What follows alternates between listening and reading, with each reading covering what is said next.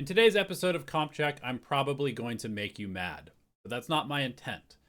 Whether you're a player, a coach, an org, or just a fan of the game, there is a lot of opacity between what is going on behind the scenes and what we see as a public community for a game.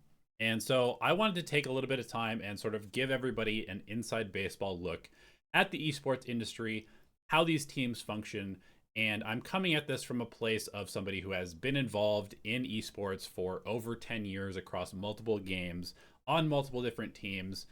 And I just feel like this is the time to have this conversation.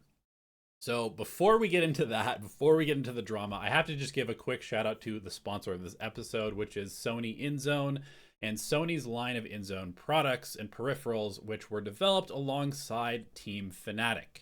Obviously, FNATIC is a huge org in the esports space with some of the best players across many different games, and they have helped Sony develop a line of esports-focused peripherals, mouse, keyboard, monitor, headset, mousepad, etc., that are really tailored to be comfortable, easy to use, easy to integrate into your gaming setup, and work consistently well. Sony is known for just great engineering and sleek, comfortable, easy to use design, and that really has carried over into their INZONE products. You can check out the link in the description below and in the pinned comment to see the entire INZONE setup. So with that being said, let's just hop right into the topic of the week and potentially the topic of the year, which is Global Esports has kicked Frost. And not only have they kicked Frost, but as more and more leaks come out, it seems like it was a bit of a mutiny. Now, we don't really know the entire story. We're just seeing sort of a trickle of information coming out.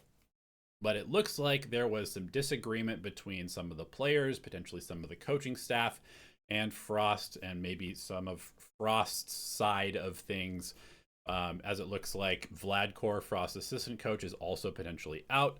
Again, I'm not going to confirm any of this stuff because we don't really know. We're just getting leaks, but I think it is worth kind of diving into this subject. And I have a lot to say about this.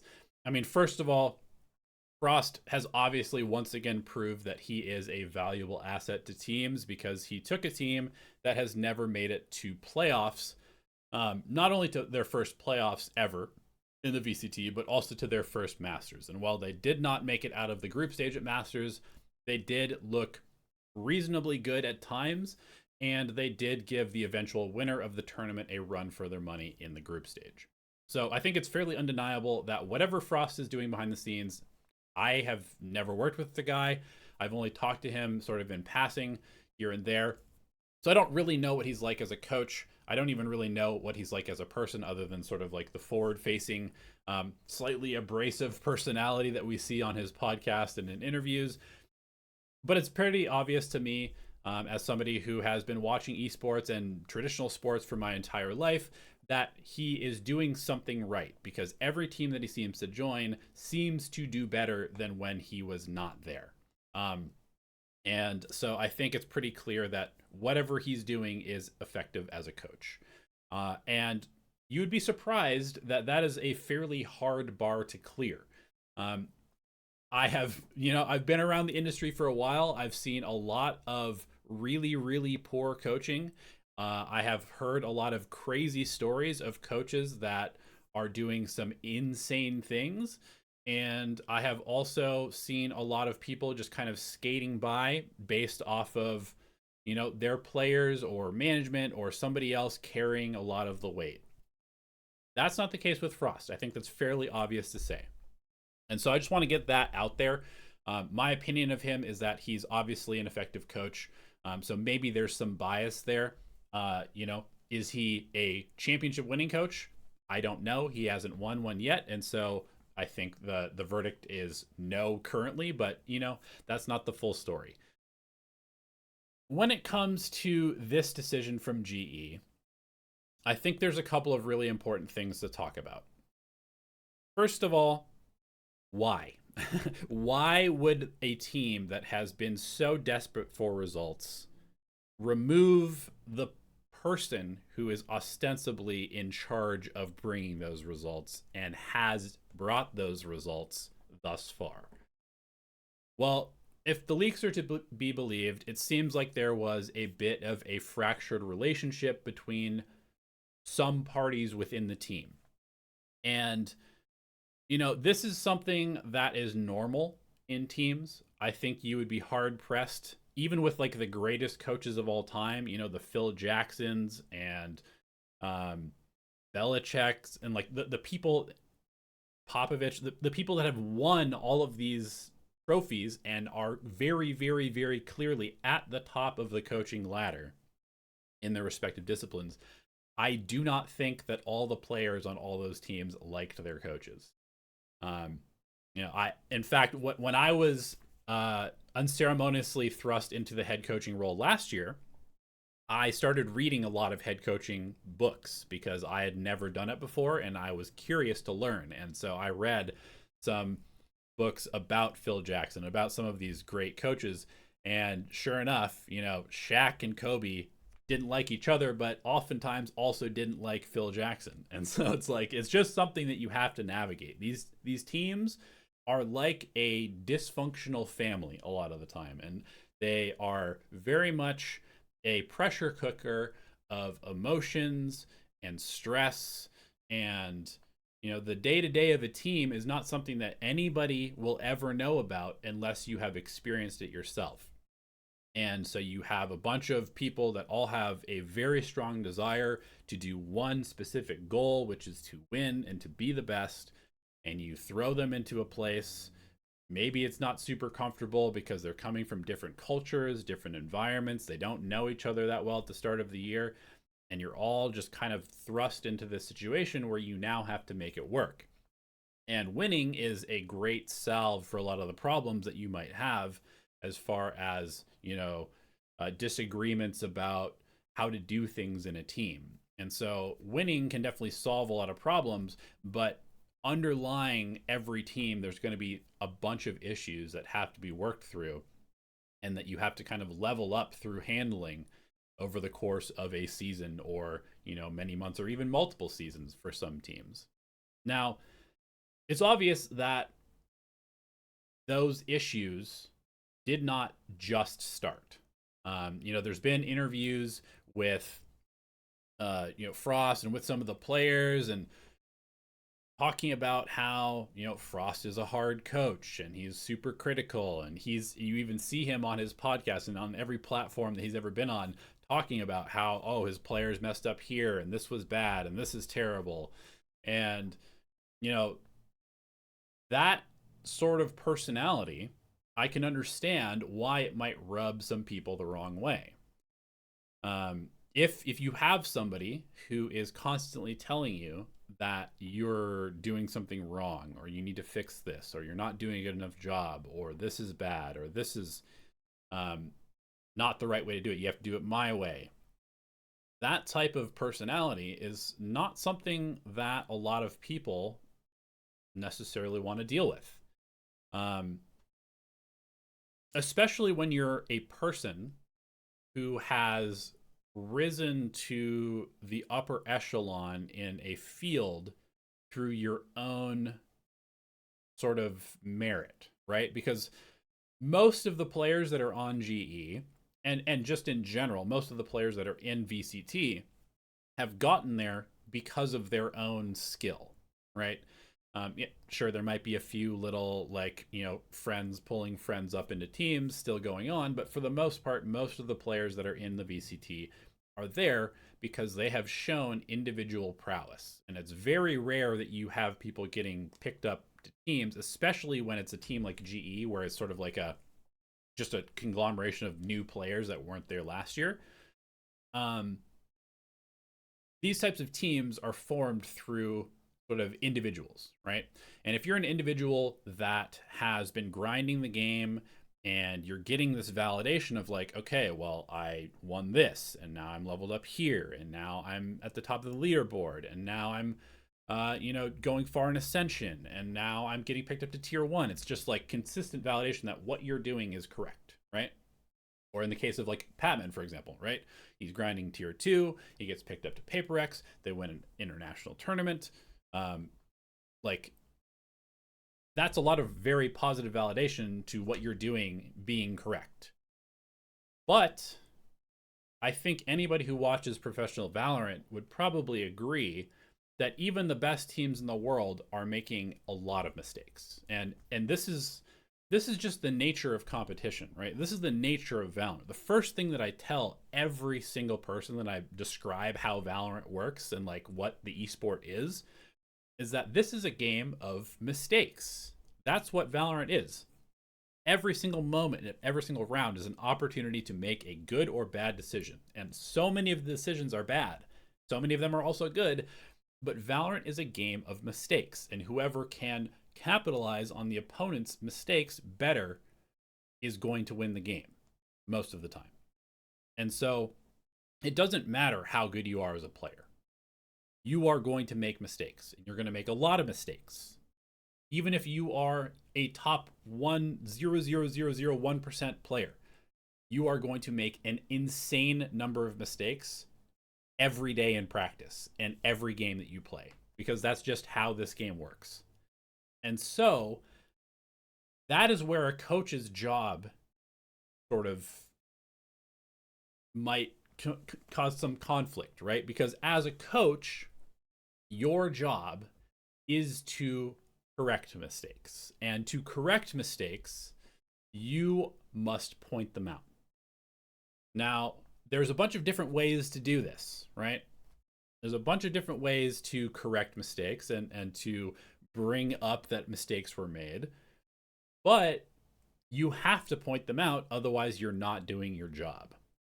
And I think this is where sort of like the first real point of conflict lies between somebody like Frost and just generally the esports industry.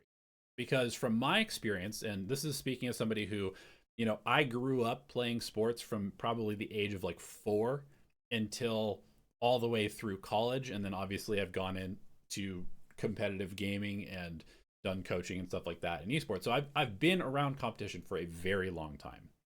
And one thing is extremely clear to me, which is that most esports players are not capable of taking criticism in the same way that somebody who is a former sports player is capable of taking criticism.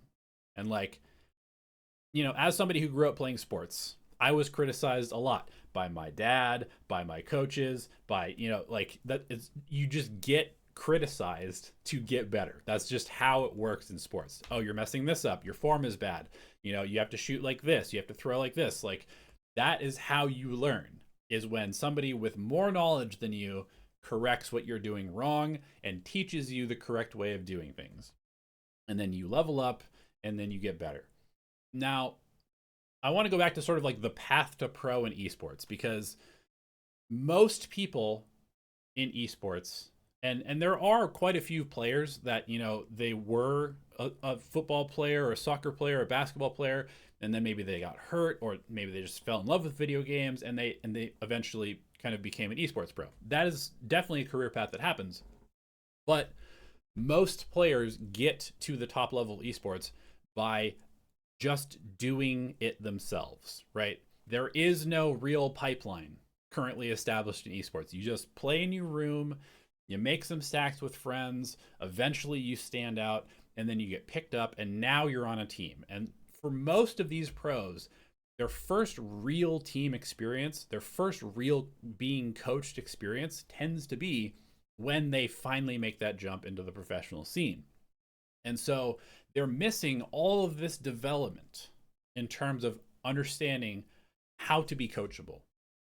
And so I think that lack of experience and exposure to having somebody tell you that you're wrong and that you are messing up is causing a lot of problems in esports. And it's not just this situation. I have seen this ad nauseum on teams. I've seen this across multiple, like this always happens where somebody comes in who's a little bit more sort of domineering or particular about how they want things done, and it almost always causes problems. And this is not to say that it's only the player's fault. You know, maybe the way that Frost gives criticism is not ideal. That's entirely possible. And based off of how he talks, it probably is part of the recipe. But if you are not used to being criticized and you are used to just being validated by your own experience and your own sort of skill, it's going to be very, very hard to all of a sudden be told that you're not good, right? And it's not necessarily that you're not good, but it's like you're making a lot of mistakes. And so I think that sort of lack of understanding of what it means to be coached is probably going to play a big role in this situation, because Frost, I know, has a much more sort of traditional sports take on esports coaching. And I do as well. And honestly, I'll just sort of put this out there. This is something that I experienced as well last year. Not that I was necessarily kicked from the team because of my approach, but I was definitely told by players to my face in conversations with them at the end of the year or even during the year that, like, I don't like how critical you are of me or of the team. I don't like how you get upset when we mess stuff up. And that's fair, you know? Like, it's fine for you to have an opinion as a player. It's fine for you to not like how a coach is talking to you. But you also have to understand that it is their job to tell you when you're making a mistake. And if you're not ready to hear that, then you are never going to be coachable. And I think that this is something that esports is going to struggle with for a long time, just by nature of how these pros arise, basically. Like, because there is no tier 2, there is no high school, there is no developmental pipeline. This is probably always going to be a problem. And so I want to talk a little bit more just about, like, the dynamics of how a move like this might happen.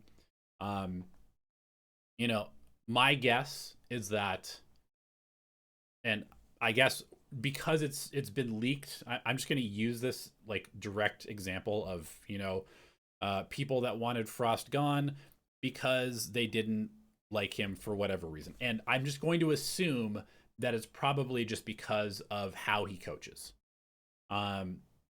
So a player doesn't like how the coach is coaching. Okay. What happens next? Well, the player can talk to the coach directly. I'm sure that probably did happen at times. But if the relationship doesn't get fixed through that, then the player probably is going to talk to management. But all of this going on is also going to be interspersed with players talking to players, because, you know, like, if the coach is here and the players are all here, there's always going to be this separation, and the players are all kind of in the trenches together, and the coach is a little bit separated from that. And yes, like, in the best teams, everything kind of comes together, and this little dysfunctional family sort of like locks into an understanding of trust where, like, the coach can tell a player straight up, hey, you are fucking this up and it's losing us the game. And the player can be like, I don't really like how you're saying that, but I agree with you. Okay, let's try and make this better. What should I do next? Right? Like, that is the level of trust that every coach and team should be striving for, where you can literally say anything to your player and your teammate and your coach, and nobody will get offended. But the reality is that it's never going to be like that, because people are emotional and things are going to be said in certain ways that are going to upset people. And so, like, part of this whole situation is probably the players being a little soft, and part of it is probably the coach being a little too harsh. And those things together are always going to cause some problems. And so what ends up happening is the players are going to start complaining to each other. They're probably going to have their little cliques that are going to form. They're probably going to start maybe even coming up with some sort of plan to fix the situation. And, you know, one thing that I think is probably worth talking about is, like, this team, from what I've watched, gets along really well internally. Like the players really seem to like playing together. You see, Autumn and Crystal and Javi always sort of like joking with each other and playing around with each other. You see Udaton joking with Patman. You see Patman, sort of being like his own sort of vibes merchant type of personality with this team. And they all seem pretty tight as a unit. And that's definitely something that we didn't have last year on GE, where like at no point would I say that all 5 players really liked playing together. And that's also going to be a problem. So like when you get a team that likes playing together where all 5 really like each other, it's sort of gold, right? It's sort of something that you don't want to lose, especially if your experience in the past has not been that.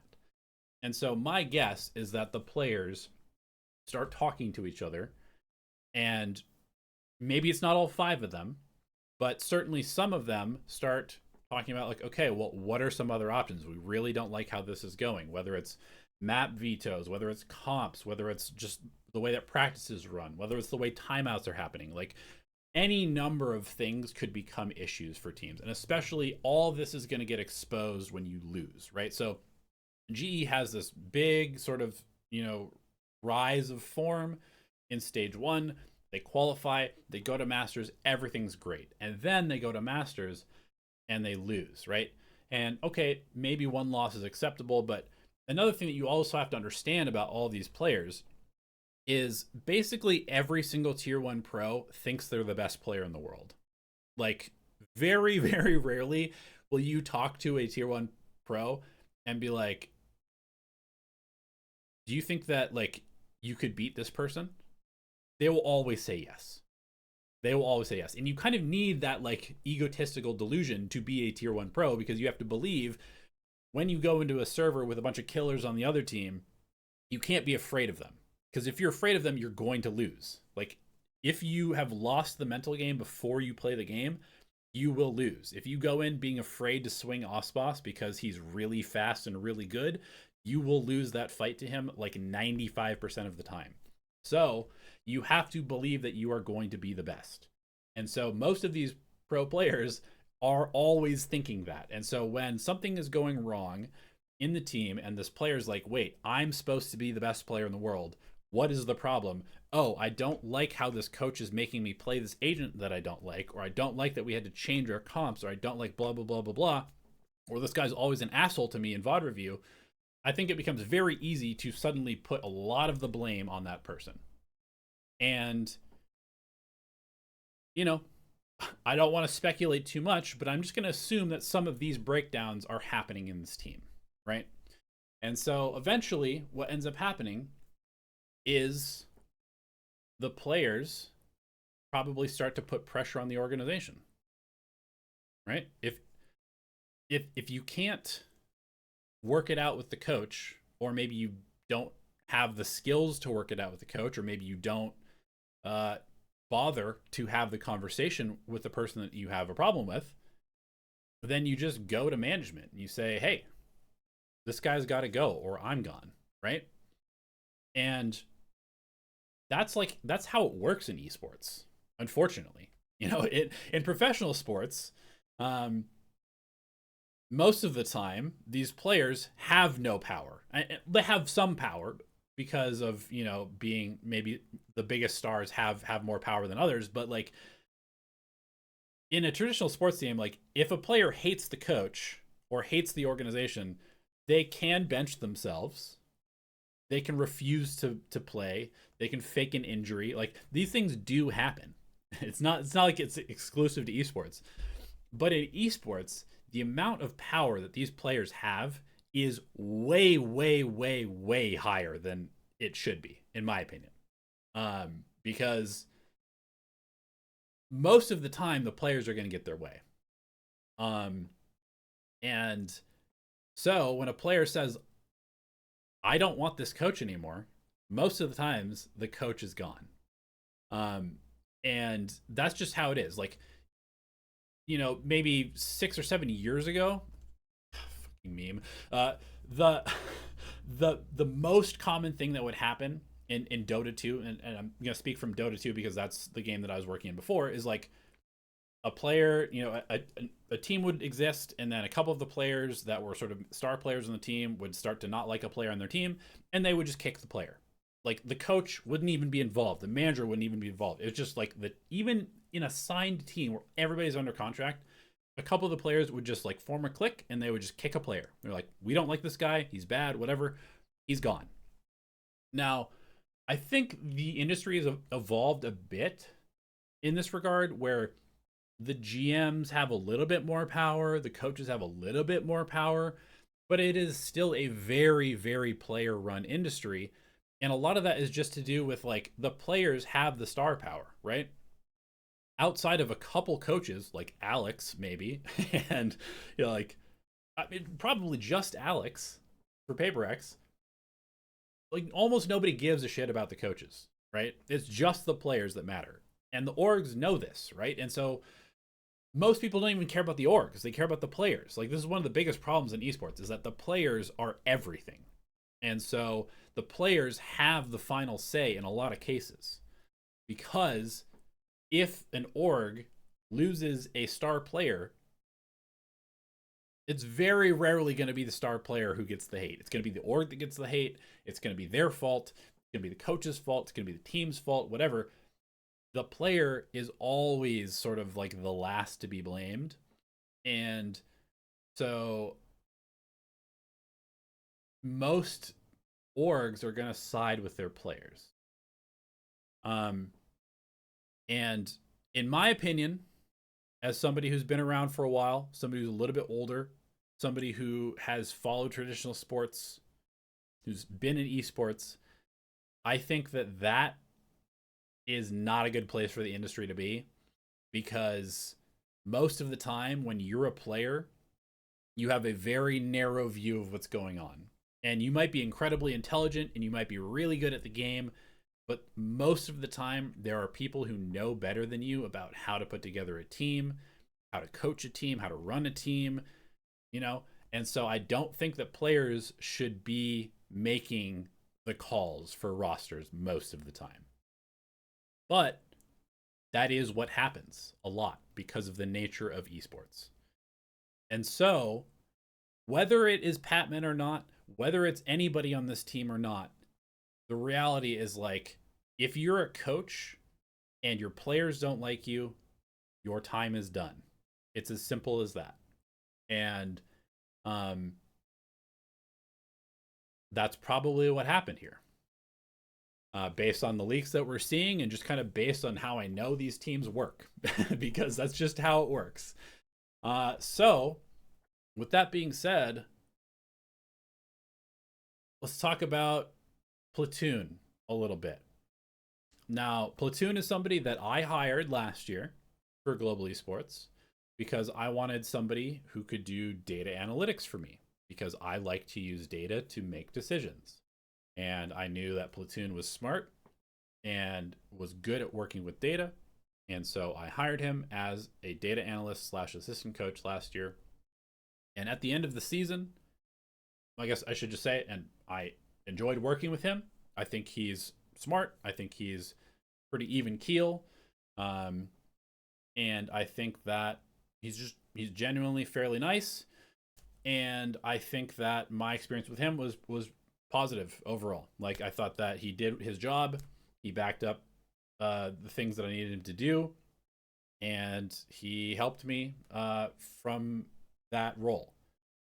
At the end of the year, he mentioned that he was more interested in, kind of expanding his coaching experience, which I totally understand. I think once you get a little taste of being on a team, it's fairly intoxicating, and you definitely, if you have sort of that coaching mentality in your brain, it's not uncommon to want to sort of like get deeper into the coaching side of things. So he got that opportunity this year when GE was making their decision about whether to bring me back or get somebody else. They had him be their coach at the Spotlight Series. And so I think he got some more experience there and probably decided more and more like, okay, I want to be a coach. And now it looks like he's getting that opportunity. Um, and so, that's all I really know. I'm not going to say too much more. Just that, like, I think he's smart. I think that he probably has a pretty good, like, brain for a coach. Um, I have no idea what the relationship between him and Frost was, but I will say that when you have a coach who, actually, how should I phrase this? Most teams with like the head coach and the assistant coach have a little bit of a good cop bad cop type of dynamic.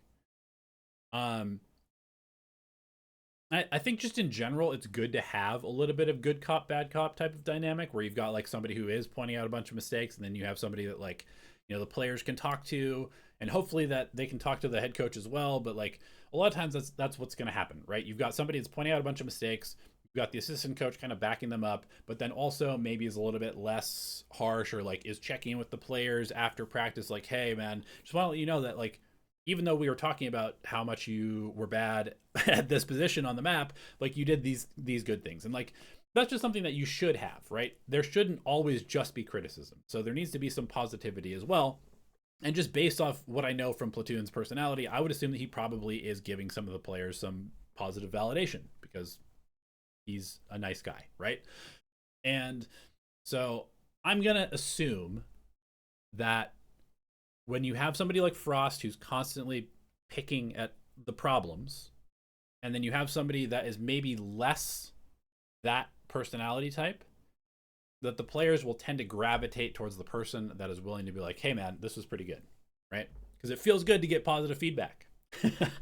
And again, like, I have no idea what is going on in this team.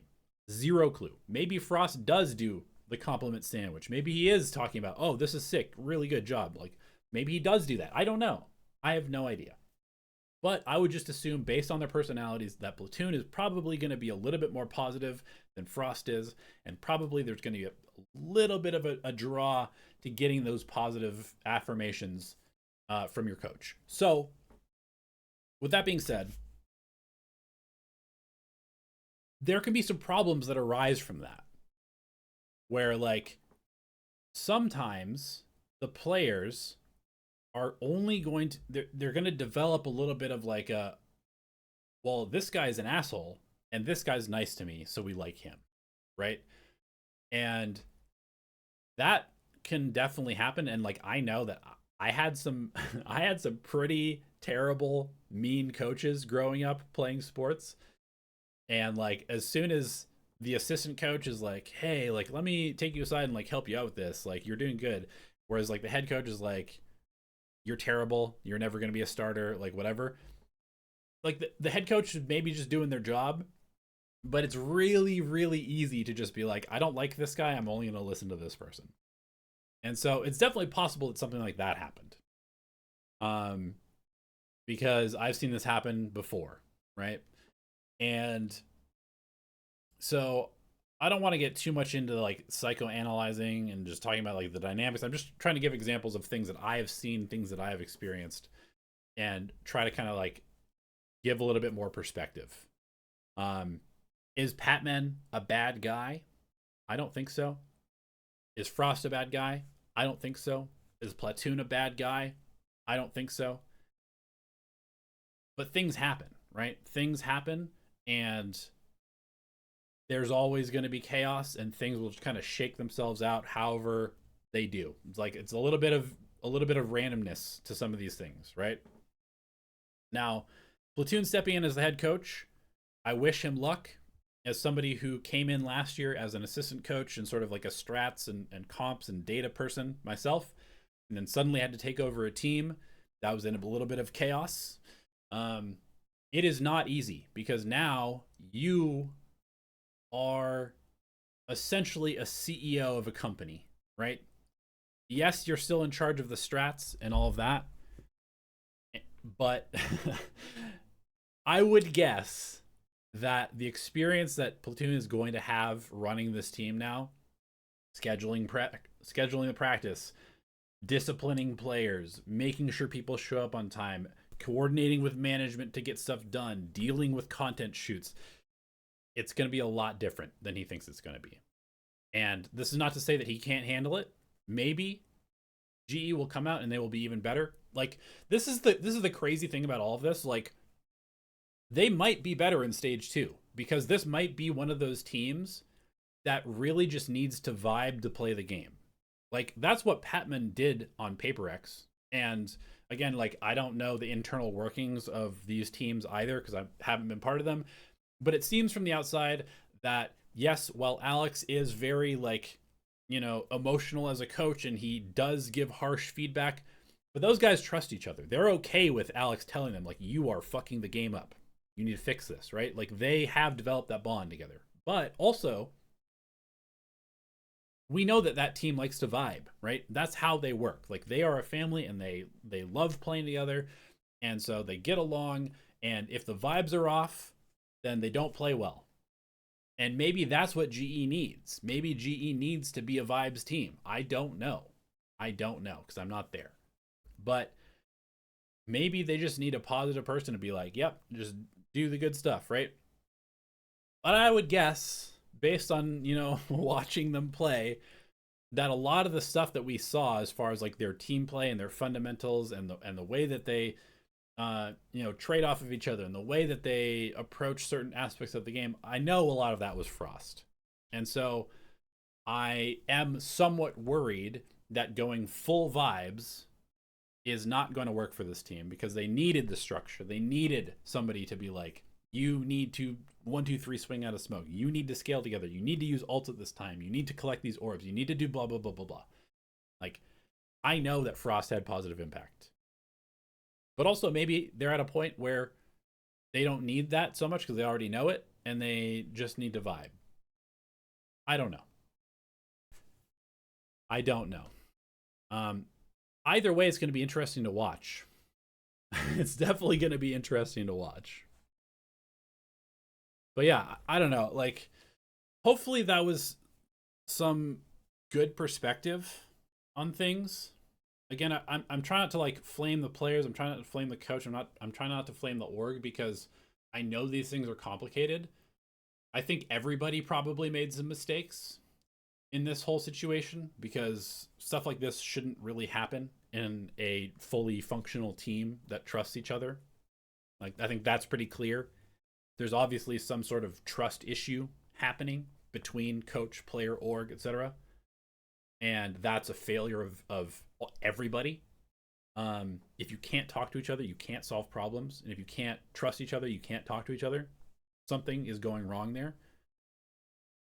But it happens. And so now we just get to kind of watch and see what happens.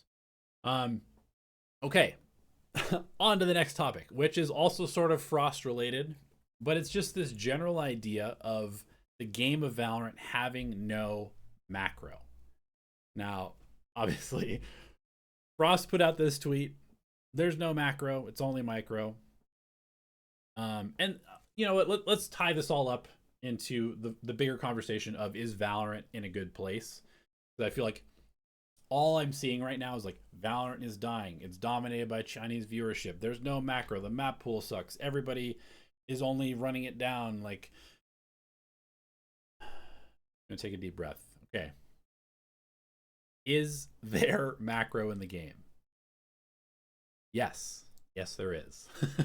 In my opinion, this idea that there is no macro because the game is fast, and there's a whole sort of like chain of events that have happened that have brought us here, which is that when the game first came out, there was a lot of utility. People were really bad with utility. Now people have gotten better with utility, and then Riot nerfed the game of utility because people were too good with utility. So now there's less utility, and people have adapted to there being less utility by speeding up how they play, which has meant more people leaning into double duelist, which inherently has less utility, which means that you're more focused on gunfights and more focused on snowballing the game. And teams have gotten better at snowballing the game because that is one of the only tools that they have for victory, which is get ult orbs, run them over, play double duelist, dive, push, fight, right? that doesn't mean that the game has become any less complex, in my opinion. I know that there's like maybe less phases to the round now because you don't have as many cycles of smokes and recon and stuff like that.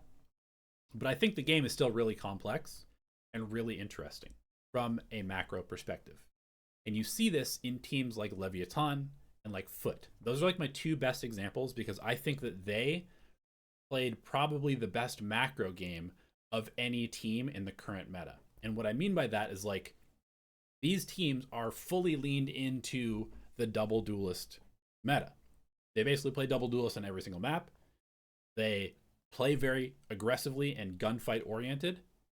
They have a roster full of absolute just complete shooters that can play in that way. But they were also very good at mixing up the time and the tempo of how they played the game. And so, yeah, sometimes their rounds would be, all right, we're picking A site and just 5 of us are going and hitting A. But you can't do that every round because if you just run it down every round, good teams will figure you out and they will beat you because you have to be unpredictable. And that's, I think, what Foot and Lev did really well is that they were unpredictable. They would run these 5-0 hits, but then the next round they would make it look like it was a 5-0 hit, but they would freeze. They would go quiet. They would deny information, right? They would get the reaction from the defense or from the attack, and then they would go into their next phase. And sometimes that was literally just like, we're going to run it down C site on Haven, but we're not actually going to hit the site. We're going to freeze. We're going to let them think that we're gone, and then we're going to 5-0 hit the site. And then other times it would be, we're going to make it look like we're coming fast, but actually we're just holding. And then you walk into us and we kill you. And then we figure out the round, and then we go somewhere else together. And so like every single meta and every single sort of comp and every single agent gives you different tools to interact with the metagame and the macro and the micro, right? Like for those who are not super familiar, macro tends to be like the overarching idea of how you want to play on the map as far as your positioning and how you rotate and the timings at which you do things. And the micro tends to be like how you swing, how you peek an angle. Do you play together? Like 1, 2, 3, peek this together. Here's a little pop flash for my teammate. Like that tends to be the micro, the gunplay and like the little fighting utility stuff.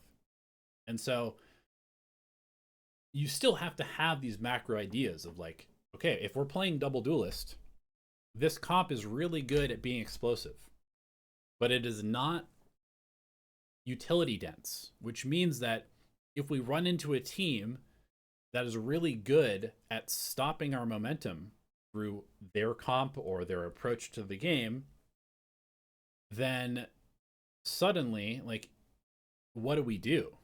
Right? If we only have enough utility to do one hit and that one hit stops working, what do we do next? And so you'll see the teams that were really good at double duelist were really good at saving utility. They weren't always just burning everything. Or if they were going to burn everything, then they were willing to contact through the map and just rely on their team spacing and their swinging together to clear angles instead of having to drone to get into sight, right? I think like as the game has evolved, people have kind of gone from one thing to the next. Like, for example, when we went to the chamber meta, everybody was terrible at getting used to like people just holding these crazy off angles, right? And it took a while for people to understand like, well, if there's a chamber on the other team, we have to commit a drone every single time we want to come around these specific corners, or we have to use a piece of utility, or we have to, and realistically, we can't even swing together because the chamber instantly teleports out. So to deal with chamber, people had to develop a certain skill, right? And then we went over to whatever the next meta was, and people had developed a new skill. And I think people have kind of developed these skills one at a time, where like, okay, people got better at utility usage. Okay, now people got better at ult management. Okay, and now we're at a place where people need to get better at like having less utility because there is less of it. And so I don't think that people have really sort of made that switch still, where you see people like using a flash or a drone or something for a really early angle in your progress through the map when maybe you have to use that drone to get through this really difficult place later on in the map. But in the past, you might have been able to use this drone early and then have a recon for that, or you had a second drone, or whatever the case may be. And people still haven't fully adapted to that of not having enough tools based on the comp that they're playing, right? And so that's why you see a team like Energy, in my opinion, playing double dual or double drone on Pearl, is that they didn't want to adapt to the contact style you have to play with double duelist, right? They wanted those informational tools because they know that Pearl is a map that really, really, really benefits having a good opper, right? Because if the op can just hold B long for the entire game, or if they can, move around between B long and Art and A main or whatever the case may be, if you don't have a drone to push them off, it's almost impossible to go there without dying. And so I think my interpretation of why Energy kept playing this double drone is that, number one, they had the players and the personnel to play it because they have two really good initiator players, so put them on initiators, even if initiators are nerfed. And number two, they wanted to deal with a specific problem that the map presents itself with a specific type of comp. And it doesn't mean the comp is bad, it just means that this is how they want to play the map. For better or for worse. And so, like, all these decisions still exist. Like, you don't have to play double duelist. This is obvious. You can play whatever you want still. I know that might be kind of a weird take, but like, you don't have to play double duelist. Is double duelist probably the easiest way to play the game? Yes. But there's a difference between good double duelist and bad double duelist. And one of the best things that you can do with double duelist is be proactive and then have an anchor and gamble. And this is why PaperX is really good at the game in the current meta, because they are very willing to, instead of having, like, let's just take Haven, for example. Instead of just having, two players on C, one person on B, two people on A, like you would with a Sova Breach comp or a Viper Killjoy comp or whatever you might be playing, most people play Haven with like 2-1-2 or 1-3-1, right? PaperX knows that with double duelist on a 3-site map, if you play those regular setups, you're probably going to lose. You're going to get exploited by teams. And so you have to sometimes have 5 people on C site fighting. Or sometimes you just have to have 4 people running it down A with a Cypher playing both B and C together, right? And so they're willing to take these chances, which makes them good at double duelist, because that's what you have to do with double duelist, because you don't have the same level of resources that you do with some of the other comps. It's like with FNATIC on Lotus. The FNATIC Lotus is meant to punish teams that play too aggressively, because you have a lot of resources, right? You've got a Viper Ball that goes up and down. You can always come out on A. You've got 2 Prowlers. You've got a Boom Bot. You've got good stalling. You've got good, like, space holding tools. It's meant to sort of absorb the pressure of these aggressive teams and then sort of like waste their resources and then sort of exert your will on the map. And that's why these Viper comps and the FNATIC comp is still winning on Lotus, even in the double duelist meta, because it's built to beat those types of comps, right? So the macro still fully exists. It's just a matter of how you look at the game. And I would say that one of the biggest problems, unfortunately, is that most people have looked at the game and seen a team like PaperX that has been doing their own thing for a long time. Because that's one of the things about PaperX that has always made me a fan of this team, is that it doesn't really matter what the meta is. They're going to do what they think is good for themselves, right? Like the Sunset Sage, the Jing Rays on a map that nobody else is playing Rays, the Phoenix when nobody else is playing Phoenix, the Jet before everybody else switched over to Jet, right? They just do whatever they think is best for them. And that's made them really good. And so now we're in a place where sort of the pendulum has swung away from this like more utility heavy double smokes, control the map, play a bit of a slower style of game, to a meta where PaperX is already doing it, right? And so now people are just looking at PaperX and they're like, what is the best aggressive team doing? Okay, let's copy it. So everybody's playing like Paper X, but they're not Paper X. And they don't understand what makes Paper X good. Paper X is good because they are who they are, right? I don't want to go into sort of like all the details, but there's certain things that Paper X does that makes them really, really good at playing Double Duelist. And a lot of these other teams are just taking the Paper X comp and trying to be Paper X, but they're not Paper X. Like, their players are mentally not Paper X players, right? They don't have Jing and Forsaken. They don't have something. And so they can take all of Paper X's strats. They can take all of their protocols. They can take everything that you can get from a VOD, but they will never be Paper X. And so as a result, you just have a bunch of teams running around trying to shoot without understanding that there is a method to the madness of how Paper X plays Double Duelist, right? And part of it is running around and shooting. But when you have like the vast majority of teams just running around and shooting without understanding why Paper X plays the way that they do and how they make decisions and like how the players think and why they take the chances that they do, you just have a bunch of people that look like they don't know what they're doing. And that's kind of where Valorant has been for the last, I guess, basically since this year started, where more and more and more and more and more people are just running around and shooting. And some of them get it and some of them don't. The majority don't. The ones that do are the teams that have structure and understanding of how to play the comps that they're playing. These are the Levs. These are the teams that have success, right? And so, long story short, is this hyperbolic take of there being no macro is bullshit. The game has just really turned into a micro fest because a lot of people are not good at playing Double Duelist and playing fast, and they don't understand the macro stuff, and so they're just doing the micro stuff. It's not that the game has no macro, it's just that most people don't understand the macro of these comps. And so, as a result, you end up with just people doing micro.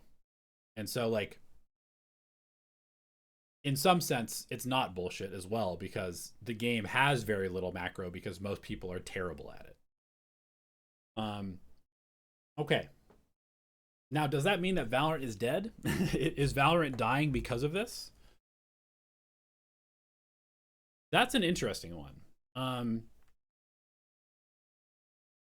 I would be curious to hear what people think in the comments below of like whether you think the game is more enjoyable to watch now than it was before, because I would say there's certainly more action now than there ever before. But is it better to watch? I don't know. Honestly, like, I'm not somebody that has a super strong opinion on like this is good to watch versus this is bad to watch. I think the only time I've ever kind of been really anti the Valorant watching experience was maybe like the Astra Viper meta when everything was super slow and it was impossible to get through choke points. That might be like the only time that I can really think of as far as like the metas go, where, man, this is boring. Or like this is every single game is just Astra Viper. Nobody can move forward. You have to bait out all his utility. But yeah, let me know, because I feel like the game is still pretty fun to watch. It's still fun to play. It's still fun to make strats for. It's just a different experience. But also, I think part of that is being conflated a little bit with sort of where we're at in the game's development cycle. Because, like, again, coming as somebody from the Dota scene, where I was told the game is dying or is dead like every 3 to 5 months for 10 years. This is just what happens with these games. Like, if the game has a small little plateau, or if the game slightly declines a little bit, as games tend to do, right? It's not like you can always just acquire more players. It's never going to be the case where everybody's, more and more people are always going to be playing Valorant. Not going to happen, right? We are going to plateau. We may have even already plateaued. We might be declining at this point. I don't know. But this is what happens with games. And so I think we're kind of in that cycle now where, like, Valorant was hype. We had all these big moments. we're now sort of getting to the end of the first real era of the esports side of it, right? The partnership is being restructured next year. And we're kind of at that place where, like, not only is that happening, people are maybe a little bit tired of the league system. They're a little bit tired of the way that the esports ecosystem exists. We have gotten classics for our bundles over and over. Maybe some people are tired of seeing the same players. Maybe. And also, the game has been out now for 6 years ish. And so there's people that stop playing the game after 4 or 5 years, you know? Playing a video game for more than like 3 or 4 months is pretty good, right? And obviously this is talking about sort of like the overall gaming industry of people play a single player game, they beat it, and then they're done, they never play it again. With multiplayer games, obviously the hook is a little bit longer, but eventually people get tired of playing the game, you know, and they leave or they take a break. And I kind of feel like 5-6 years, that's a pretty good life cycle as far as video games go. And now I know obviously we're comparing ourselves to Counter-Strike because it's a somewhat similar game, and Counter-Strike has been around for 20 years, etc., etc., etc. But there are probably times in Counter-Strike's history where it definitely stagnated, right? Like I'm pretty sure people did not like Counter-Strike Source very much. I'm pretty sure that there was definitely times in certain patches where people didn't like Counter-Strike and people quit and left. And yes, now it's bigger than ever, but I wouldn't say it's just been a straight parabolic line, right? And expecting Valorant to be like that is I think a little delusional. And so, you know, like if people don't like the current meta and they're a little bit tired of the game, and it's sort of like at that timeline when, you know, the life cycle is going down, and at the same time, like, we also have to remember it was only released officially in China like 2 years ago, so now China is sort of at that period. That actually is really interesting because, like, if you look at Valorant esports, the peak of Valorant esports was probably what, maybe 2023, 2024, and we're just now kind of getting to that period for China, right? Because China was late to the game, and so now they're kind of entering their renaissance. And so maybe they will carry the game for a while. Maybe they'll even take over the game. I don't know. We'll see. But yeah, I just think this is sort of like a natural cycle of the game. Like, I don't think that it's going to be the point where, like, Valorant is not going to zero. The game is too big for that. There's too many people that play it. It's too much of a hooky game. Like, people will leave, but they will come back. And new people will come in because it's popular enough to get new players. But there is something that is kind of worth, you know, considering, which is also that anytime you have a hero-based game that gets more and more complex every year, the acquisition of new players is always going to get more and more difficult. And so there probably will be a time where the number of people coming into this game is going to be lower than the number of people going out of the game who grow out of it or get tired or don't like the meta or whatever. And it's going to be hard. Honestly, it's going to be harder and harder as the game gets older and older for Riot to acquire new players, because joining a game when there's 10 characters versus joining a game when there's 70 characters is a totally different experience, right? If you if I were to introduce somebody to Dota now, like, even for me as somebody who played Dota 1 for 10 years and then played Dota 2 for 10 years, if I go back to Dota now, the game is still so different that I don't even know if I want to try, right? There's so many new characters. The map has changed. There's so many new mechanics. It's just too much for me. I don't even care to do it, even though I love that game and I have a huge amount of experience playing it. Like, I could pick it up, but it's a lot of work, and so I don't want to. And so I probably will never play Dota again, honestly. And that's going to happen to Valorant as well. And so I will be very curious to see how Riot handles this game over the next few years. Whether we keep the same cadence of agent releases, which probably does need to happen, but we also still don't really know where they're going with this. Like, are we eventually going to get agent bans? Are we just going to get an endless roster? Is there a certain number of agents at which point they're like, okay, no more characters except for one every now and then? I don't know. And honestly, like we might just not know. It might just be something we have to experience. Um, I do think that there probably is some benefit in like not releasing any more maps at a certain point. Like Counter-Strike probably hasn't gotten a new map in a while. Like what was the newest one they got? It was like the temple one, right? I don't remember what it was called. I'm not a huge Counter-Strike fan, but like I know that they got a new map recently and it was a big deal because they hadn't gotten a new map in many years, right? And that'll probably happen with Valorant at some point. It probably should. I don't think this game should have 70 maps to play on. I don't think that's a good idea. As far as the agents, I think having more and more agents is good because I like the variety. But the reality is it makes the game less and less accessible to people. And if people are not even playing the agents because they're too complicated or they just get stuck in their own little sort of comfort bubble on Jet or whoever else, Reyna, you know, then is there even a point to putting out new agents if people don't even play them? So I don't know. Like there's going to be some interesting things that are going to happen with this game over the next few years. And so I don't think it's dying. It definitely might be plateauing, and it may eventually decline, or might already have started a little bit of its decline, and that's okay. I think that's just kind of how these games work.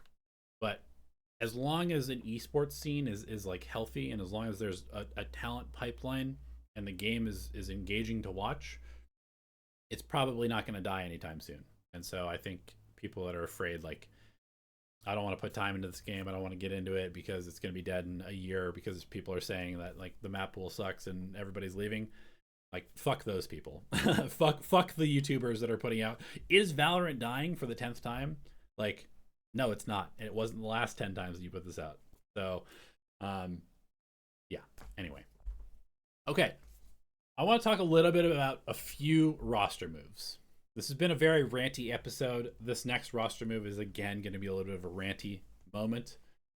But there's like 3 or 4 roster moves that I just want to touch on today. The first of which is actually, let's just go through these real quick. Okay, TYLOO has signed Sufat Baby, which in my opinion is a fantastic signing. I'm very excited for this because TYLOO is they're kind of like Lev in terms of the firepower of their players, but they didn't have a king. And I think that Sufat Baby could be their king. that's a crazy sentence. But honestly, they needed an experienced leader and they did not have one. And now potentially they do. And so I'm actually very excited to watch TYLOO in this upcoming stage. As long as he can get integrated and like the players can trust him and follow his leadership, I'm actually very excited for this move. Okay, next one, Cloud to FNATIC.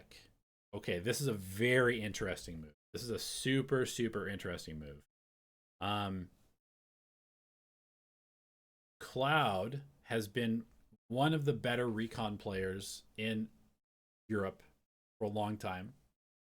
He has been leading Giants for a while and has done a reasonably good job of that. And I think we're kind of watching the evolution of FNATIC out of the Boaster era is what we're watching. And I think probably what's going to end up happening at the end of the year, regardless of what happens, whether FNATIC wins champions or not, Boaster is probably going to leave. And the reason he's going to leave is because everything that I've heard is that he is severely underpaid for what he brings to the org in terms of his value. I think that's not even like flaming FNATIC. It's just like, if you have to think about the biggest players in the game, you've got like TenZ, you've got Boaster, you've got I mean, it's really like he's probably like the second most recognizable player in the game. PaperX is a team for sure, but Boaster's probably the second most recognizable player in the game. And that comes with a lot of power in terms of what you can make. But my guess is that FNATIC has not been paying him like an insane amount of money because they don't have an insane amount of money. Right? They just got sold. And so I would expect for Boaster to probably, I don't think he's going to retire. I think he will probably go to Asia. And I would guess that he will either go to China or to Japan and get paid a fuck ton of money for the next couple of years. Probably have some success there because he's going to bring all that structure and experience to regions and countries that need that desperately. And then he'll, eventually ride off into the sunset or become an analyst for broadcast. But that means that there's going to be a huge hole for FNATIC. And so they need to plan for the future. And so they brought in Aang, who, despite what people might think, I think is probably a decent coach. And they're bringing in Cloud, who has been a great player, a decent IGL, and there's some serious role conflict there as well. So with him and Crashies, I would just assume that FNATIC is now sort of planning for their future with a new IGL and a new direction for 2027. We'll have to see how it works in 2026 and how they navigate this, but I'm definitely interested there as well. Also, a new era for T1. Stax has been benched. DH has been called up. To me, this makes a lot of sense. Stax and Munchkin were probably always going to be somewhat at odds in terms of like, there's just too much overlap there, right? Stax is a great KO. Munchkin's also a great KO. They're both IGLs. They're both sort of like older Korean players. It just wasn't going to be the optimal setup for this team, I don't think. So it looks like they're probably going to bring DH in to play Smokes, which means that Munchkin will get back to just playing Viper all the time and KO on occasion, which has always been his comfort. That means that Meteor will now just be full-time Sentinel or double duelist, I would guess. Again, we'll have to see whether these things happen. But that would be my guess is what happens there. And yeah, it'll be interesting to see how T1 looks in stage 2 as well. I think this will probably be pretty good for them. Because as well as Stax played in stage 1, I would guess that this team will be better. Okay, and the last one that I want to talk about, Trex and Kicks are now on Team Liquid. Wayne and Miniboo are out. Wayne and Miniboo have both benched themselves, is the language that is sort of being talked about. Now, is that true? Maybe. It does seem like it. Like both of them sort of publicly, or at least the statements that came out is like they wanted a break. I've talked about this in the past, so I actually don't want to spend too long on this, but like Miniboo has now benched himself from multiple teams. Wayne, I can kind of like let it slide a little bit because he's his first tier 1 experience. He moved across the world to somewhere else. He's feeling too much pressure. Maybe he wants to go home. That I can kind of understand. For Miniboo, like, honestly, he seems like a wonderful guy. Like, very solid player. I think he gets way more hate than he deserves. But I also would just say, like, how many more times can he quit before teams are like, well, are you going to play a full season with us or not? And that might sound really harsh because genuinely, like, I've watched some of his vlogs and like, I think that he's a good player. And I think that he seems like a really like great teammate as well. And he seems like a totally nice person, but it's like, if you don't want to do this, kind of going back to like the very beginning of this episode, if you want to be a professional esports player, you need to be willing to grind and sacrifice and deal with bullshit and be criticized and just eat shit to be great. That is how you become great in this game and in any competitive field. And if you do not have the mentality to do that, then just do something else and it's fine. Like, it's okay. And so like, I just don't want to see these players keep quitting a job that everybody wants and keep getting opportunities. Like, you can't just leave and come back over and over. It doesn't work like that. If you want it, you have to want it. And if you don't want it, then go do something else, and more power to you. And like, that might sound kind of harsh, but like, that's just how it is. Like, if I had a job at some big company and I was like, oh, it's a little too stressful for me, I'm going to take a break, I would be fired and I would never come back. Like, that's just how it works in the real world. And so like, at some point, these players need to understand that like, if you quit because it's too hard or too stressful or whatever, that's probably going to be it. So just keep that in mind. And if that's like, again, like, mental health is very important. Um, so you do need to take care of that. And maybe teams need to do a better job of supporting people in these situations. Maybe they do a great job, and maybe it's just like, it doesn't work out. But like, this is a very stressful job, and it's also a job that a lot of people want. So um go into esports with open eyes as to what you're actually getting into, and also understand that you have a very limited time to capitalize on this opportunity, and if you give it up, you are going to be very lucky to get another shot. So that being said, that is today's episode. Thank you for watching, and we'll